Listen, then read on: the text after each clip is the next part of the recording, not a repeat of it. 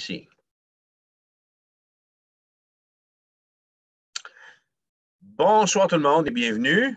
Alors, on continue notre étude du livre de l'Apocalypse. Et ce que je voulais faire en premier lieu, c'était de mettre à l'écran ceci qui vous montre un peu. Voilà. Alors ça, j'appelle ça l'échelle du temps. Alors, j'ai dessiné ça il y a plusieurs années. Je vous l'ai déjà montré, mais je veux juste qu'on revienne un peu sur ce petit schéma afin de vous situer. Pour ceux qui sont au téléphone, surtout pour les parents qui ne voient pas, alors j'ai un illustré sur mon écran avec des flèches. Complètement à gauche, la flèche qui s'en va vers la gauche de votre écran, on est dans la création des cieux et de la terre. Je me demandais ici si je vous donnais une évaluation ou mon évaluation de la datation de la Terre, mais on ne se perdra pas dans ces détails-là parce que c'est vraiment un point secondaire. C'est qu'il y a des gens qui disent que la Terre est vieille comme... C'est quand j'entends des reportages qui disent entre 100 à 150 millions d'années, tu sais, je me dis, voilà, heureusement, ce n'est pas 140 millions. Tu sais. Il y a toute une différence entre 100 et 150 millions. Mais alors, ce schéma-là nous montre ici qu'au tout début, Dieu créa les cieux et la terre. Alors, on est au début de la création. Ensuite de ça, à gauche toujours de l'écran, en dessous de la ligne, c'est marqué chute. Ça, c'est le moment où Adam et Ève ont désobéi et se sont laissés séduire par le serpent. Ensuite, on a l'histoire de la vie d'Israël. Alors, les 12 fils de Jacob, toute l'histoire du peuple de Dieu. Alors, toute la série là, du désert, les rois, les chroniques. Et puis, alors, on a ça dans cette période-là. La flèche qui descend du ciel, à gauche, la blanche, ça, c'est la venue de Jésus. Alors, on est ici à l'an zéro, mettons, de notre ère, et Jésus-Christ vient sur la terre, accomplit son ministère de 33 années. On a la croix à votre gauche, qui est le vendredi de la crucifixion. Ensuite de ça, à droite, on a la Pentecôte. Alors, on s'en va vers ça, là. Ça vient après la résurrection. Alors, on a la Pentecôte ou l'Ascension en acte 1, quand Jésus retourne vers le ciel. Après la deuxième flèche blanche, qui est debout à gauche, on a le temps de l'Église. On est dans cette période-là ce soir. On est dans ce temps-là. Alors, ce temps va de l'Église apostolique, c'est-à-dire l'Église qui a été fondée par les apôtres. Et ça couvre toute la période de Apocalypse 1, Apocalypse 2, Apocalypse 3, avec les 7 lettres que Jean a écrites. Alors, on est dans cette période-là. La flèche blanche, à peu près au centre, c'est l'enlèvement. C'est l'événement qu'on attend, chacun de nous comme croyants. Le bloc noir que vous avez en plein centre couvre la période de la tribulation. Un bloc de 7 ans. Alors, comme, vous réalisez que l'échelle, le dessin n'est pas à l'échelle. Mais on est en train d'étudier cette portion-là dans le bloc noir, la période de 7 années des tribulations. La flèche blanche à droite, qui descend du ciel, symbolise le retour de Jésus-Christ. Rendu là, on est en Apocalypse chapitre 19. Ensuite vient le temps du millénium où Christ va établir son règne sur la terre, chapitre 20 du livre de l'Apocalypse. Le jugement final au chapitre 21 du livre de l'Apocalypse et chapitre 22, les nouveaux cieux et la nouvelle terre, avec comme de raison les locataires qui s'en vont vers l'enfer éternel. Alors, ce schéma-là, le souci que j'avais de vous le remontrer, c'est juste pour que vous puissiez visualiser un petit peu où est-ce qu'on se situe dans l'histoire de l'Église. Alors, le premier élément qui va marquer le début des tribulations ou qui va marquer le commencement de la fin des temps, c'est l'enlèvement de l'Église, qui va arriver quelque part, croyons-nous, ou plusieurs croient, entre Apocalypse chapitre 3, verset 22 et Apocalypse chapitre 4, verset 1. Et je vous invite, si vous avez tourné votre Bible dans 1 Thessaloniciens 4, 16, à relire ce texte avec moi. Et ce texte-là va revenir ici à la fin, presque à toutes les rencontres. Pourquoi? Parce qu'il est vraiment très significatif pour nous, les chrétiens et nouveaux. 1 Thessaloniciens 4, 16, Paul écrit, car le Seigneur lui-même a un signal donné à la voix d'un archange, et au son de la trompette de Dieu, descendra du ciel, et les morts en Christ ressusciteront premièrement. Ensuite, nous les vivants qui serons restés, nous serons tous ensemble enlevés avec eux sur des nuées à la rencontre du Seigneur dans les airs, et ainsi nous serons toujours avec le Seigneur. Alors, si on reprend la chronologie de tout ça, le Seigneur Jésus donne un signal. À un certain moment donné, dans le ciel, il va y avoir un signal qui va être donné. À ce signal-là va s'ajouter la voix d'un archange, probablement Michel. C'est le seul qui est identifié dans les Écritures. Et va se joindre à cette voix de l'archange, la trompette de Dieu. Et à ce moment-là, va descendre du ciel, descendra du ciel le Seigneur Jésus, et les morts, nous dit la parole de Dieu, en Christ, vont ressusciter premièrement. Ça veut dire c'est les saints de l'Ancien Testament, ainsi que tous ceux qui sont nés dans la Nouvelle Alliance, qui sont en attente de l'enlèvement. Ensuite, nous, les vivants, ça c'est... Admettons que l'enlèvement de l'Église a lieu ce soir. Nous autres, là, ce soir, là, on est au verset 17. C'est nous autres, ça. Ensuite, nous, les vivants. Donc, premièrement, le Seigneur donne un signal, la voix de l'archange, la trompette de Dieu, les morts en Christ ressuscitent. Ensuite, nous, les vivants. OK? On se comprend, là, ça se fait en même temps après cela. Qui seront restés, nous serons tous ensemble enlevés avec eux qui? Avec les ressuscités, sur des nuées, à la rencontre du Seigneur. Alors, pendant ces événements-là, le Seigneur Jésus, ayant quitté son ciel, sera stationnaire sur les nuées. C'est presque de la science-fiction.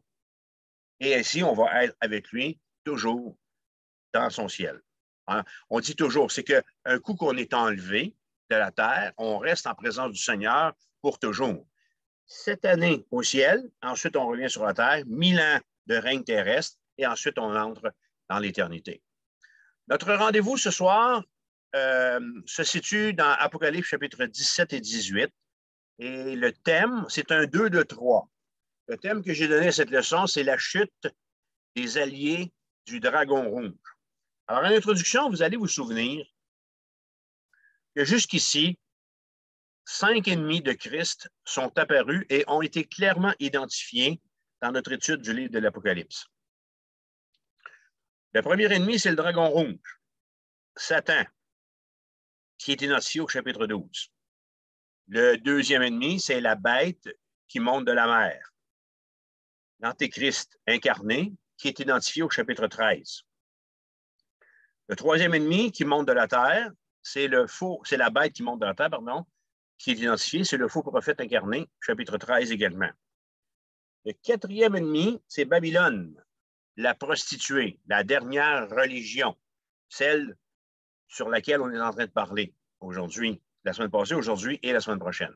Elle est identifiée au chapitre 14. Et le cinquième ennemi, ce sont les hommes qui portent la marque de la bête, identifiés également au chapitre 13. Pendant les 7 années que dureront les tribulations, je vous ai présenté ce fait lors de mon dernier enseignement. L'Antéchrist, pour convaincre la terre entière de se rallier à lui, aura besoin d'un puissant allié. Et ce qui va arriver, c'est qu'il va donner à son faux prophète la plus menteuse des séductrices, c'est-à-dire Babylone, la religion mondiale par excellence. Babylone sera pour l'Antéchrist la maîtresse parfaite. Et qui soit dit en passant, c'est que ces deux protagonistes vont se haïr à la mort. Chapitre 17, versets 16 et 17. On va voir ça un peu plus loin. Alors, pour avoir la gouverne du monde entier, Satan ne va pas se servir de la violence, mais il va se servir d'un atout infaillible, un atout qu'il maîtrise déjà très bien, la religion. Nous avons vu la naissance de cette super fausse religion.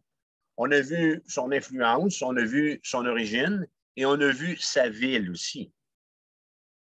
Elle est vieille comme le monde et elle est née à Babel, cette fausse religion. Jean nous l'a présentée sous les traits d'une femme, sous les traits d'une prostituée qui va faire la guerre au sein de Dieu. Mais la Bible nous dit, et je suis heureux de vous le rappeler, que cette religion va tomber. Alors, c'est cette chute qu'on est en train d'étudier, et c'est pour ça que j'ai donné le titre à cette série de 3, la chute des alliés du dragon rouge. Alors, tournez votre Bible avec moi dans Apocalypse chapitre 17. Et on a déjà commencé la semaine dernière ou lors du dernier enseignement, indépendamment de quand vous écoutez ça, si vous l'écoutez en différé. Alors, lors du dernier enseignement, dans mon premier point, j'ai parlé de Babylone, la religieuse. Alors, c'est là qu'on est encore. Et on a regardé, après une longue intro, je vous ai présenté Babylone, la religion, puis je vous ai présenté Babylone, la ville. Je vous ai aussi présenté Babylone, et là, ce soir, on va l'expliquer. Chapitre 17, verset 7. Je trouve mon texte, il est ici. Alors, Babylone expliqué. C'est notre premier sous-point. Et l'ange me dit, pourquoi t'étonnes-tu? Je te dirai le mystère de la femme et de la bête qui la porte, qui a les 7 têtes et les 10 cornes. J'aimerais que dans cette lecture-là, vous portiez bien attention à cette partie du texte que je souligne ici, là où je mets l'emphase. Exemple, ce qui vient. La bête que tu as vue était et elle n'est plus. Elle doit monter de l'abîme et aller à la perdition. Portez également attention à cette section suivante ici. Et les habitants de la terre, ceux dont le nom n'a pas été écrit dès la fondation du monde dans le livre de vie, s'étonneront en voyant la bête parce qu'elle était et qu'elle n'est plus et qu'elle reparaîtra. Verset 9. C'est ici l'intelligence qui a de la sagesse. Les 7 têtes sont 7 montagnes sur lesquelles la femme est assise. Ce sont aussi 7 rois. 5 sont tombés. Un existe, l'autre n'est pas encore venu, et quand il sera venu, il doit rester peu de temps. Et la bête qui était, qui n'est plus, est elle-même un 8e roi, et elle est du nombre des 7, et elle va à la perdition. Verset 12. Les 10 cornes que tu as vues sont 10 rois qui n'ont pas encore reçu de royaume, mais qui reçoivent autorité comme rois pendant 1 heure avec la bête. Ils ont un même dessein et ils donnent leur puissance et leur autorité à la bête. Et finalement, voici le 3e extrait sur lequel je vous invite à réfléchir, ce que je vous dis à partir d'ici. Ils combattront l'agneau. Et l'agneau les vaincra parce qu'il est le Seigneur des seigneurs et le roi des rois. Et les appelés, les élus et les fidèles qui sont avec lui les vaincront aussi. Et il me dit, les eaux que tu as vues sur lesquelles la prostituée est assise, ce sont des peuples, des foules, des nations et des langues. Alors, jusque-là. Alors, au travers de cette explication que je vais vous donner concernant Babylone, d'abord, levons le voile sur le mystère qui est dévoilé au verset 7 et 8. L'ange me dit, pourquoi t'étonnes-tu? Ce que l'ange s'apprête à faire ici, c'est d'expliquer à l'apôtre Jean le mystère de cette prostituée. Est-ce que, entre moi et vous, là, on a besoin de se faire expliquer les méthodes de travail d'une prostituée? On n'a pas besoin de ça, OK? Une prostituée, elle est fausse. Une prostituée, elle séduit par ses charmes qui n'ont rien à voir avec l'amour. Il n'y a rien dans une prostituée qu'on retrouve dans un couple. Le vrai mystère, je vous l'annonce, c'est comment se fait-il qu'il y ait autant d'innocents pour la suivre comme des moutons allant à l'abattoir? Elle semble avoir une réussite, elle semble avoir, il y a une foule qui bave littéralement devant son enseignement pernicieux. Alors, la réponse, elle est simple et elle est double à la fois. C'est-à-dire, pourquoi est-ce qu'elle a autant de réussite? D'abord, au moment de son ministère, le monde va avoir perdu son sel, pas son zèle, mais son sel, S-E-L. Quand l'Église de Jésus-Christ, celle-là même qui vit par l'Esprit de Dieu, ne sera plus, alors cette fausse religion-là, elle va avoir le champ libre. Il est là le secret de sa réussite et il est là le secret de son mystère. Paul va dire en 2 Thessaloniciens 2, verset 3, je vous en fais la lecture, il dit, il faut qu'on ait vu paraître l'homme du péché, le fils de la perdition, l'adversaire qui s'élève au-dessus de tout ce qu'on appelle Dieu ou de ce qu'on adore, jusqu'à s'asseoir dans le temple de Dieu, se proclamant lui-même Dieu. Maintenant, vous savez ce qu'il retient, afin qu'il ne paraisse qu'en son temps. Il faut seulement que celui qui le retient encore ait disparu, et alors paraître limpide. Alors, le premier volet, OK, pourquoi est-ce qu'il y a un tel engouement? Pourquoi est-ce que cette prostituée, pourquoi est-ce que cette fausse religion va avoir une telle réussite? C'est que la terre a perdu son sel. Les chrétiens ne sont plus là pour la mettre en garde. Le deuxième volet de sa réussite réside en son maître. Jean nous dit que cette prostituée est assise sur la bête, sur une bête. Elle est assise sur la bête, elle est assise sur l'Antéchrist. Et son pouvoir de mensonge est lié à sa monture, signifiant en fait qui elle est et qu'elle a toujours servi depuis 3 ans et demi.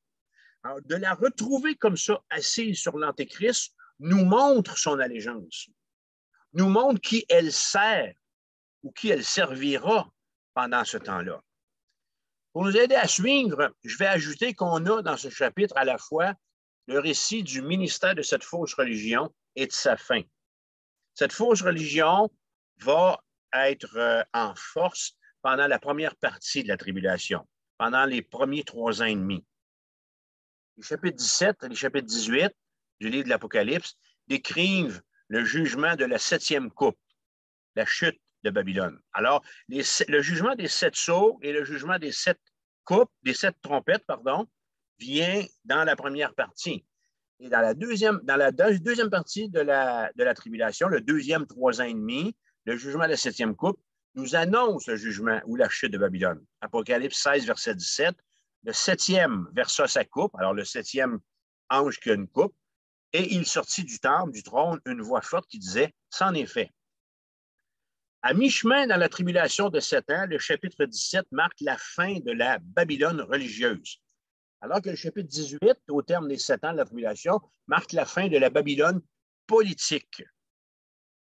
Alors, en mi-mandat, c'est Satan qui va reprendre le pouvoir. Alors, on va revenir au verset 8, qui nous présente bien la perversité de celui qui singe Dieu. Jean écrit, chapitre 17, verset 8, « La bête que tu as vue était et elle n'est plus. » Ce qu'on doit comprendre ici, c'est que par un miracle mensonger, on l'a vu au chapitre 13, Satan va faire croire au monde qu'il est ressuscité des morts. Mais attention, Jean prend la peine, dans notre texte aujourd'hui, de mettre l'emphase sur un détail concernant le public qui a été trompé, qui a été subjugué ou qui a été amené à croire en cette fausse résurrection. Ce public, on a son curriculum vitae à la suite du verset. Jean dit « Ceux dont le nom n'a pas été écrit dès la fondation du monde dans le livre de vie. » Du temps où Bell Canada distribuait des bottins de téléphone, qu'est-ce qu'on faisait quand le bottin de téléphone arrivait à la maison? Hein? On allait voir si notre nom était dedans. Hein? Puis là, après ça, on appelait notre soeur, notre frère. « Hey, mon nom, il est bien écrit dans le bottin du Bell Canada ou il est mal écrit. » Aujourd'hui, c'est le bottin de TELUS ou c'est d'autres bottins, peu importe. Alors, on allait tout de suite voir si notre nom il était correctement écrit. Le verset 8 nous dit 2 choses sur les adorateurs du faux ressuscité. 2 drames. Premier drame, leur nom ne figure pas dans le livre de vie qui appartient à l'agneau, le Seigneur Jésus-Christ. Et là, on est bien loin du livre du Bell Canada. Leur nom n'apparaît pas dans le registre dans lequel Dieu a inscrit le nom de ceux qui seront sauvés. Ça, c'est le premier drame. Le deuxième drame, c'est qu'il est impossible pour quiconque d'y faire ajouter « Hey, s'il te plaît, hein, écris mon nom, rajoute-le. » C'est impossible. Il est impossible de croire ou de dire que je vais arriver là, m'arranger avec le bon Dieu. Une fois en haut, une fois devant lui. Laisse-moi ça entre les mains. J'ai tout été dans la vente, okay? J'ai tout été dans un travail de persuasion. Je vais en faire mon affaire. Non. Comment est-ce qu'on peut avoir son nom écrit dans ce livre de vie? Jésus, en répondant un jour au prêtre Nicodème, lui a dit en Jean chapitre 3, verset 3. Je te le dis, si un homme ne naît de nouveau, il ne peut voir le royaume de Dieu. Verset 16, Jésus rajoute, car Dieu a tant aimé le monde qu'il a donné son Fils unique, afin que quiconque croit en lui ne périsse point, mais qu'il ait la vie éternelle. Elle est là, la clé. Pour avoir mon nom écrit dans le livre de vie, je dois croire.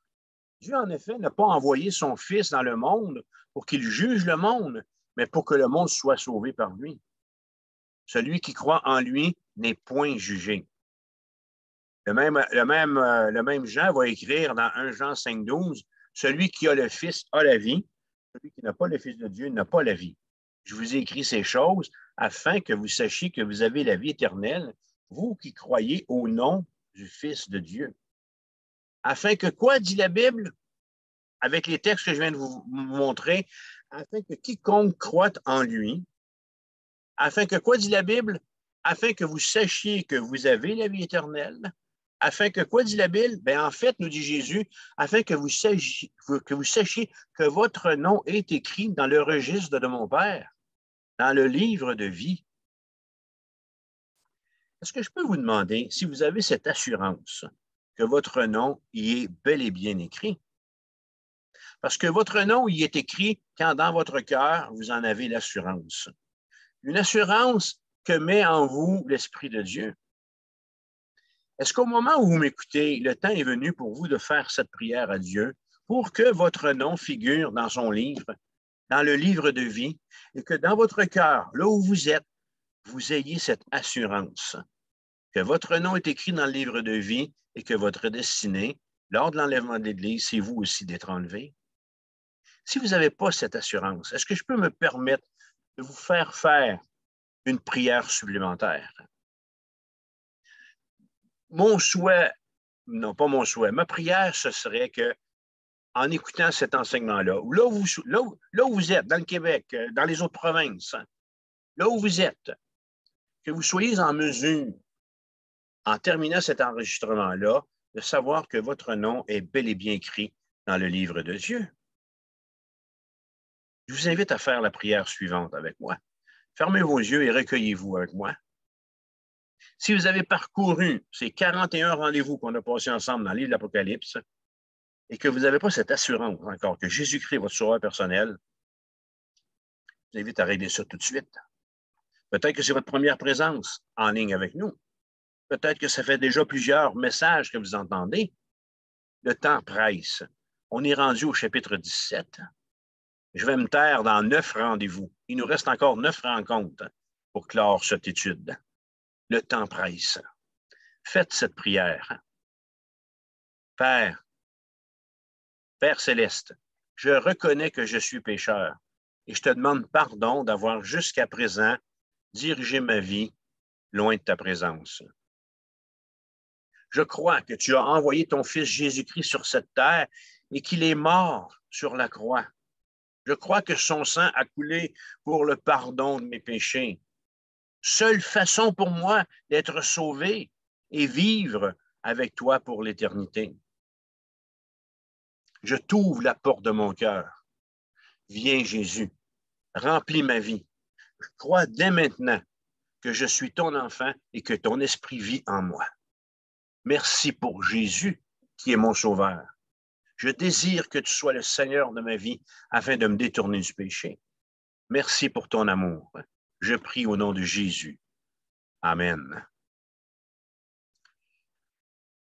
Ce que je veux regarder aussi, c'est tout ce conflit qui existe dans ce chapitre-là. Quelle est sa source? En introduction, je vous ai rappelé quels sont les ennemis de Christ. Alors, dans les versets 9 à 15, on est toujours dans Apocalypse chapitre 17, dans les versets 9 à 15, Jean nous donne le plus exhaustif tableau, c'est-à-dire c'est un portrait explicatif. Alors, Jean nous donne un tableau explicatif de la bête qui sera montée sur de la mer. Et on la voit là dans son œuvre. Il nous aide à comprendre comment elle travaille. Ce monstre sera le plus puissant de tous les ennemis de Christ. il sera l'Antéchrist. Il sera le chef satanique du dernier empire le plus grand et le plus fort de l'histoire de l'humanité. Je dis il sera parce que Satan n'est pas incarné encore. Paul va dire dans Éphésiens 6 que nous n'avons pas à lutter contre la chair et le sang. Il n'est pas encore chair et sang. Il est un esprit, une domination, une puissance. Mais le temps vient où il sera incarné. Alors, c'est par celui que Satan va... C'est par celui-ci que Satan, son antéchrist incarné, que Satan va attaquer Israël, les Juifs, qu'il va persécuter les croyants et qu'il va conquérir le monde en s'opposant à Jésus-Christ. La Bible, là, nous le présente comme un génie intellectuel, un orateur exceptionnel,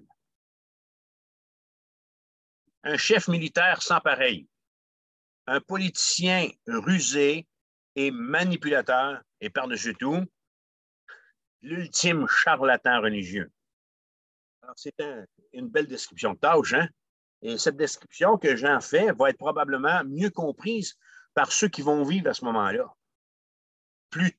Ça va être plus facile de la comprendre lorsqu'on va être dans les tribulations que pour nous autres à ce moment-ci, alors qu'on est pré-tribulation, pré pour avant. Alors, on essaie, nous autres, de comprendre ça du mieux qu'on peut avec les lumières que la parole nous donne, les détails que Jésus nous a laissés en Matthieu et puis que les prophètes nous donnent dans Zacharie, dans Daniel, et ainsi de suite. Mais lorsque le temps va être arrivé, pour les croyants de la tribulation, cette description-là qu'on voit ici va sauter aux yeux de nos frères et nos sœurs. Alors, j'en répète au verset 9, ce que je veux dire, c'est que ça va être beaucoup plus facile pour eux de comprendre et de réaliser la perfidie de la bête que nous autres de l'expliquer alors qu'on parle sur des choses qui sont encore prophétiquement à venir. Mais la Bible nous donne tellement de détails, tellement de détails, de précisions, voilà, sur ce qu'est Satan et sa façon de travailler qu'on peut vraiment se l'imaginer. Alors, j'en répète au verset 9, ce qui a été mentionné au verset 3. La bête a 7 têtes.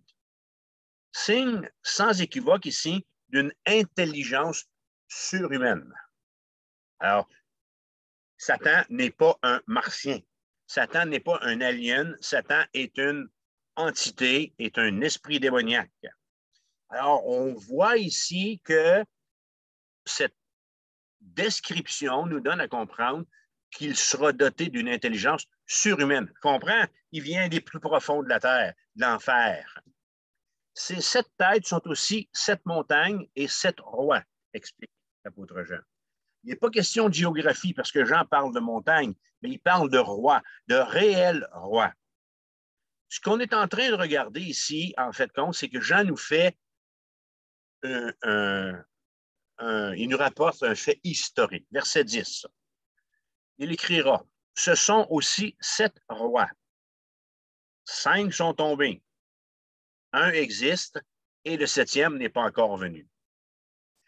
Tous les gouvernements, toutes les puissances et même toutes les personnalités qui dépassent le niveau ordinaire prêteront appui et prestige à ce monstre. Et j'ajouterai, lui ont déjà donné cet appui. Qu'est-ce que je veux dire par là? C'est que ces 5 royaumes qui sont tombés, donc ça veut dire que Jean parle de royaumes terrestres qui sont du passé. Alors, ces 5 royaumes sont les suivants. 5 dirigeants sont passés. Les empires égyptiens, assyriens, babyloniens, celui des Mèdes et des Perses et de la Grèce. 5 royaumes qui ont, à leur temps, gouverné le monde, qui ont insufflé par le prince de la terre dans leur despotisme, qui ont été insufflés. Alors, Satan les avait sous sa gouverne. Mais 10 gens, ils sont passés. Ils sont de l'histoire ancienne, à l'instant où Jean écrit. Alors, on est Apocalypse, on est dans les années 70-80. Au moment où l'ange révèle cette vision à Jean, quel est le royaume qui est au pouvoir? Facile à identifier. Qui a crucifié Jésus-Christ? La puissance de Rome. Alors, la puissance de Rome est celle, au moment où écrit Jean, qui est au pouvoir. Cette puissance qui a tué à elle seule, par ses Césars, tout près de 2 millions de chrétiens. Alors, on a 6 royaumes, 5 qui sont passés, que j'ai nommés tantôt, plus celui de la Rome, celui de la puissance de Rome, qui est encore en force alors que Jean écrit Apocalypse. Et on a 4000 ans d'histoire ici qui est couvert. Il y a un fait sur ces royaumes, jamais ils ont régné sur le monde entier. Il n'y a aucun de ces rois-là, aucun de ces prétendants qui a régné sur le monde en entier. Mais pendant leur règne, ils étaient les plus grands de leur époque. Il y a eu d'autres royaumes très grands, mais il n'y a aucun qui s'est opposé à Dieu et à la nation juive comme le firent ces 6 royaumes-là. Finalement, toujours au verset 10 et 11, il y a un ultime royaume. Ah, il est à venir. Il est question ici du futur, de notre futur. Alors, Jean dit, il y a un ultime royaume qui doit encore venir. L'autre, il est question du dernier royaume, qui n'est pas encore venu. Et quand il sera venu, il doit rester peu de temps.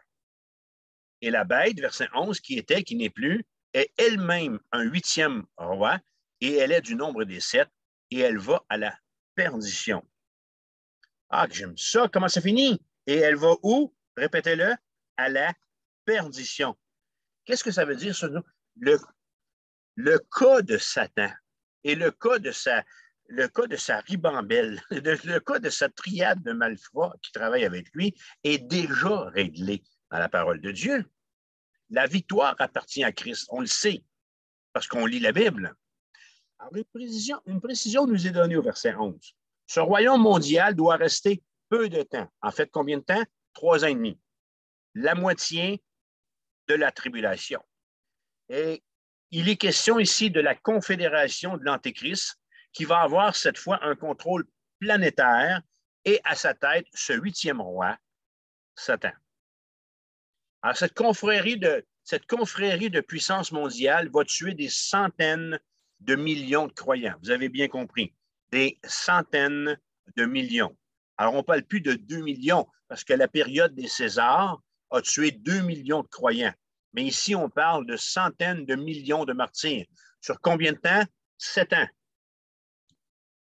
Versets 12, 13 et 15, c'est écrit. Les 10 cornes, écrit Jean, les 10 cornes que tu as vues sont 10 rois qui n'ont pas encore reçu de royaume, mais qui reçoivent autorité avec la bête. Verset 15, ce sont des peuples, ce sont des foules, ce sont des nations et des langues. Alors Jean identifie très bien les représentants de ce dernier empire méchant et il nous montre aussi quel sera leur but. Il semble être question ici de 10 régions administratives qui seront fort probablement confiées à des chefs ou à des rois de cette époque. Époque à venir, OK? Une époque qui est très proche de notre temps, disons-le, mais qui est à venir. Et leur objectif de ces 10 rois-là, par-dessus tout, ça va être de faire la guerre à l'agneau de Dieu. Et Jean donne une précision intéressante au verset 13. Ils donnent leur puissance et leur autorité à la bête. Alors, qu'est-ce qu'il faut qu'on comprenne de plus ici? Dans cette guerre à finir contre Israël et contre tout ce qui se rapporte à Dieu, à Jésus-Christ ou à son peuple, les alliés du dragon rouge vont mettre à son service toute leur science. Le peuple juif, protégé par la femme, selon Apocalypse 12 qu'on a vu, qui va être emmené dans le désert. Les croyants de la tribulation vont mettre cette panoplie d'adversaires de Christ dans tout leur état. La politique sera au service de la bête.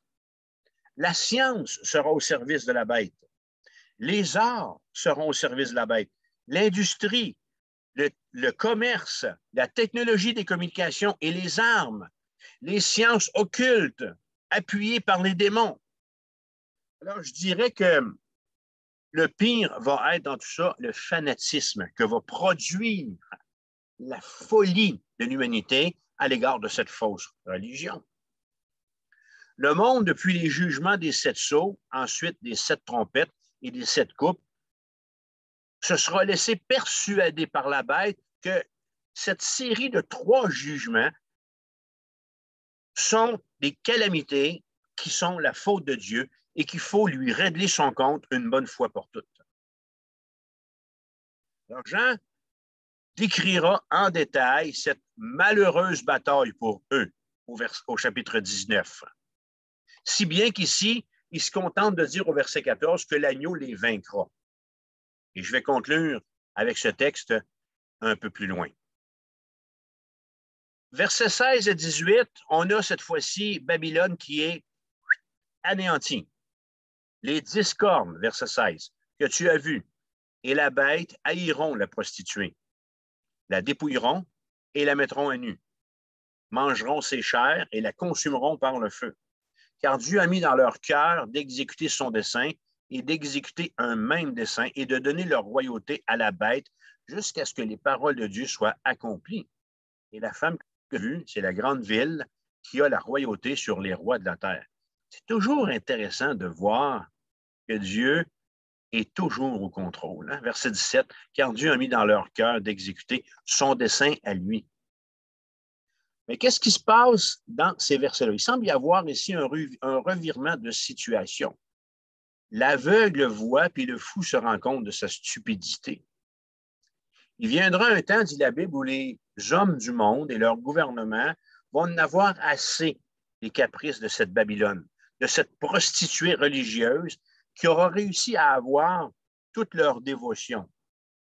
Le persécuteur, nous dit le texte, devient celui qui est persécuté. Ils haïront la prostituée, la dépouillant et la mettront à nu, mangeront ses chairs et la consumeront par le feu. Savez-vous qu'est-ce que ça me donne de réaliser, moi, ce verset-là ici? C'est que Satan ne partage pas les honneurs avec personne.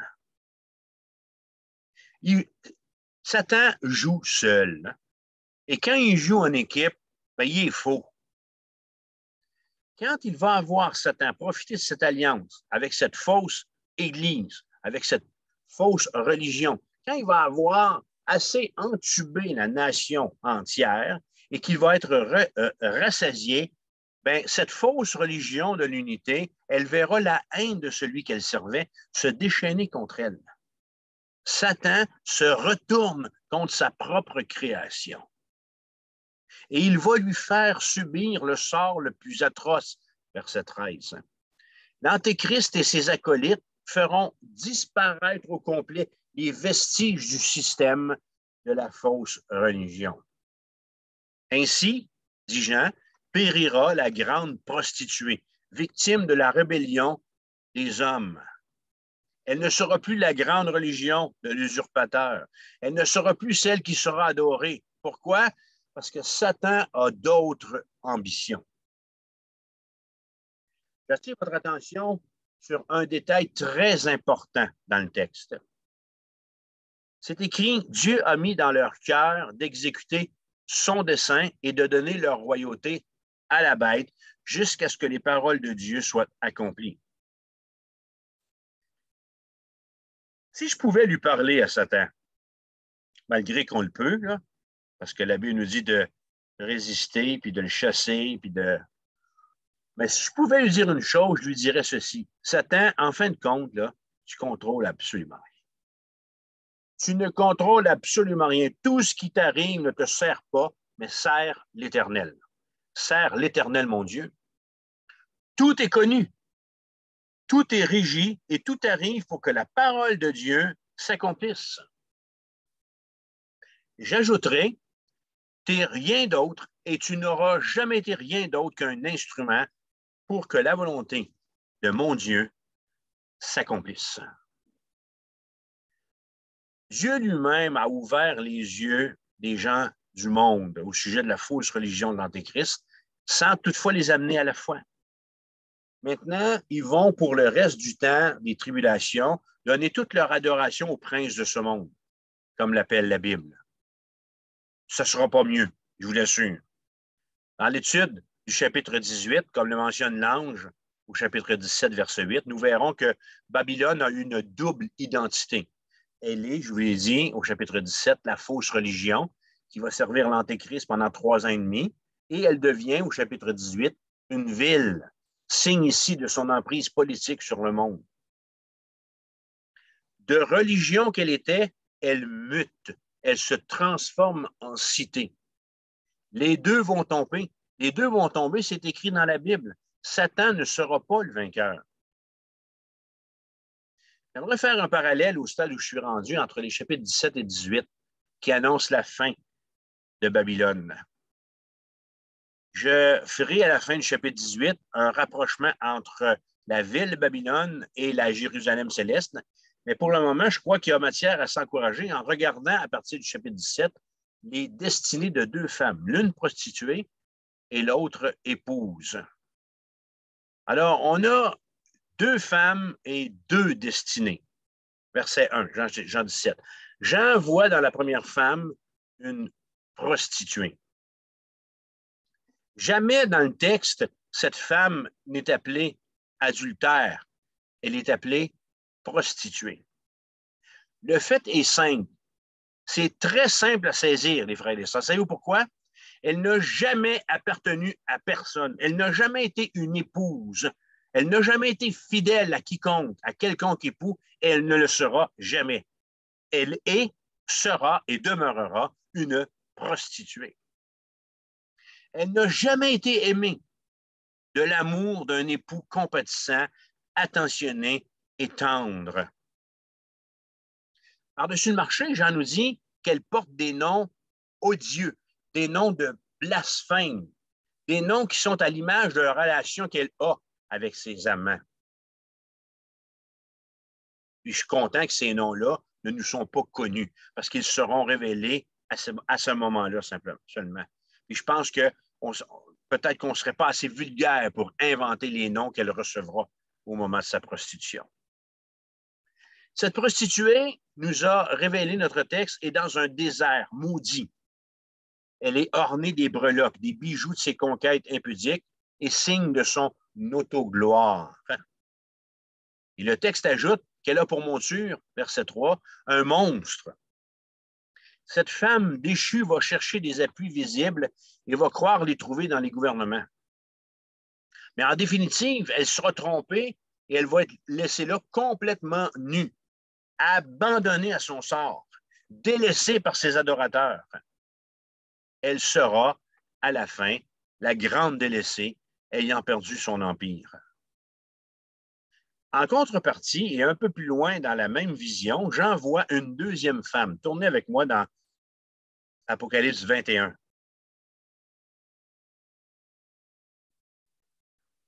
Alors, Jean nous présente la vision de cette prostituée et Jean nous présente un peu plus loin dans le livre une deuxième femme, de laquelle il écrit ceci, Apocalypse 21, verset 2. Et je vis descendre du ciel d'auprès de Dieu la ville sainte, la nouvelle Jérusalem. Déjà, là, sentez-vous le parfum, vous autres, là, quand je dis ça? Hein? Entendez-vous les oiseaux gazouiller? Ça sent la rose, ça sent le mariage. Hein? Et je vis descendre du ciel d'auprès de Dieu la ville sainte, la nouvelle Jérusalem, préparée comme une épouse qui s'est parée pour son époux, qui s'est préparée pour son époux. Verset 9. Puis un des 7 anges m'adressa la parole en disant, viens, viens, je te montrerai l'épouse. C'est nous autres, les frères et les sœurs, c'est l'Église de Jésus-Christ. Viens, je te montrerai l'épouse, la femme de l'agneau, celle avec qui le Christ a rendez-vous. Jean voit en révélation l'identité de la véritable Église de Jésus-Christ, appelée la femme de l'agneau. Cette deuxième femme, qui n'a rien à voir avec la première, a pour époux l'agneau, pour qui elle s'est parée, qui descend sur une haute montagne et qui deviendra une ville paradisiaque, renouvelée. Une épouse qui ne réclame que le bras de son époux. Une épouse sans vice. Ces ornements, ces bijoux sont la gloire même de Dieu, qui reflète la présence divine et qui reflète sa communion avec lui. Cette épouse a le nom de son époux gravé sur son front, signe de son appartenance éternelle. Frères et sœurs, cette épouse est appelée à régner éternellement. Le projet de l'agneau époux est de se préparer un peuple qui lui appartienne à jamais, plan qu'il a réussi grâce à sa mort sur la croix de Golgotha. Le verset 14, notre dernier verset pour ce soir, Jean écrit « Ils », c'est-à-dire les alliés du dragon rouge. Ils combattront contre l'agneau et l'agneau les vaincra, parce qu'il est le Seigneur des seigneurs et le roi des rois. Et les appelés, les élus et les fidèles qui sont avec lui les vaincront aussi. Permettez-moi de conclure cette section en laissant la parole de Dieu nous révéler ce qui suit. Qu'est-ce qui vient après la chute immédiate de Babylone, la grande prostituée? Il n'est pas question d'une bataille ici, parce que dans une bataille, normalement, les deux protagonistes s'échangent des coups. Le conflit qu'on a, tournez avec moi dans Apocalypse 19, le conflit qu'on va lire ici sera rien d'autre qu'un massacre, puisque Jésus, l'agneau de Dieu, sera le seul qui frappera. Dans cette guerre que les nations vont livrer à l'agneau, il y en a un seul qui va frapper. Il va frapper une fois. C'est l'agneau de Dieu. Et on a dans le texte de Jean, Apocalypse 19, la fin des ennemis de Dieu.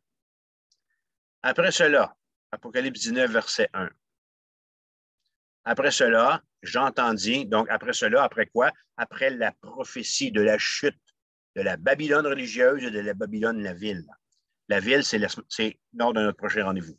Après cela, j'entendis comme une voix forte d'une foule nombreuse dans le ciel qui disait « Alléluia!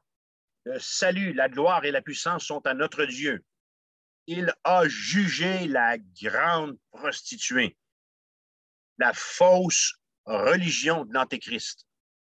Il a jugé la grande prostituée qui corrompait la terre par son inconduite et il a vengé le sang des serviteurs. » Quel est ce sang et quels sont ses serviteurs? C'est le sang des martyrs qui auront été sacrifiés, qui auront été exécutés par la bête par millions pendant cette période de tribulation, pendant ces 7 années. Verset 7.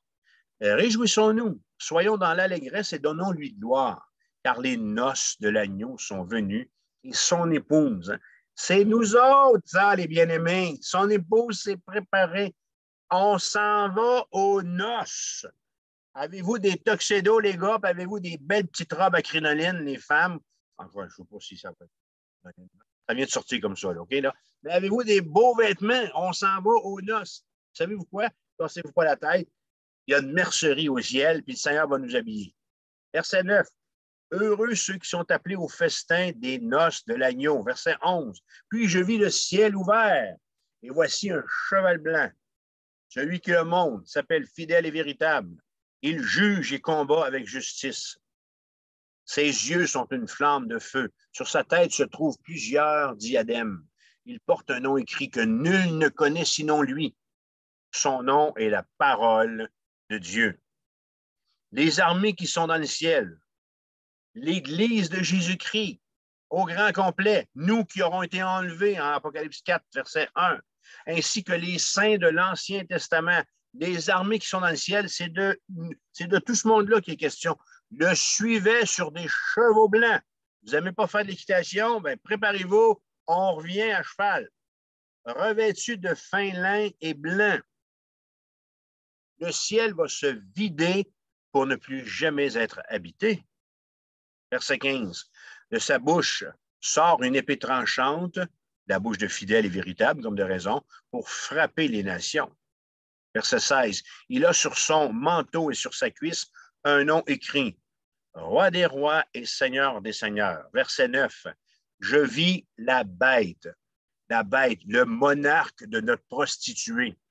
Je vis la bête, les rois de la terre et leur armée rassemblés pour faire la guerre à celui qui monte le cheval et à son armée, nous autres en occurrence.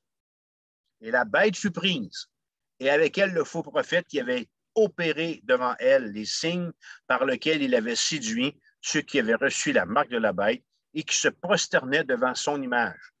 Tous deux furent jetés vivants dans l'étang de feu où brûle le soufre. Yes! Oups, excusez-moi. J'ai-tu fait peur? Yes! Verset 21. Et les autres, l'armée, okay, toutes ces nations qui vont s'être levées pour venir faire la guerre au peuple de Dieu et à Dieu, et les autres furent tués par l'épée qui sortait de la bouche de celui qui montait le cheval. Alors, frères et sœurs, le lot de cette prostituée, le lot de cette femme, son destin, okay, le résultat de sa carrière, okay, qui n'a jamais été une épouse, en fin de compte, il est écrit, ce sera la répudiation éternelle. Mais je ne suis pas en paix avec ce mot répudier, puisqu'en fait, elle n'est même pas une épouse qui est repoussée. Elle est perdue. Elle n'est pas répudiée parce qu'elle n'a pas été une épouse. Elle est perdue. L'épouse de l'agneau, quant à elle, son Église, l'Église de Jésus-Christ, vous et moi, les saints de l'Ancien Testament, ceux qui croiront au nom du Fils de Dieu, d'ici à l'enlèvement, ainsi que nos frères martyrs morts pendant la tribulation, ceux-là crieront ensemble d'une même voix. Apocalypse 22, verset 17. Et l'Esprit et l'Épouse disent « Viens ». Et que celui qui entend dise « Viens », et que celui qui a soif vienne, que celui qui veut prenne de l'eau de la vie gratuitement. Alors, ce que j'ai voulu vous démontrer par cet enseignement-là, c'est que, alors on pense que notre société, que notre monde moderne du 26 avril 2022 est bien malade, OK? Et esclave de la religion, esclave de tout ce mensonge de l'ennemi. Mais les temps de la tribulation seront encore beaucoup plus sérieux et beaucoup plus tragiques que ce qu'on peut expérimenter aujourd'hui.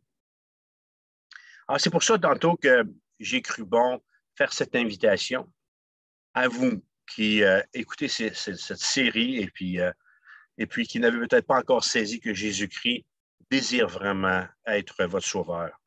Et vous évitez de vivre cette tribulation. Les gens de la tribulation qui vont se convertir seront ceux et celles à qui on a parlé de l'Évangile, ceux et celles qui sont venus à l'Église, ceux et celles qui ont côtoyé une Église, qui l'ont fréquentée en tant que visiteurs, en tant qu'amis, mais qui n'ont jamais vraiment compris que Jésus-Christ désirait leur cœur. Alors, ce sont ces gens-là qui vont se convertir pendant cette tribulation à coût de centaines de millions. L'invitation que je vais vous faire, c'est une invitation à ne pas manquer. Lors de notre prochain rendez-vous, nous allons fermer la période de la tribulation.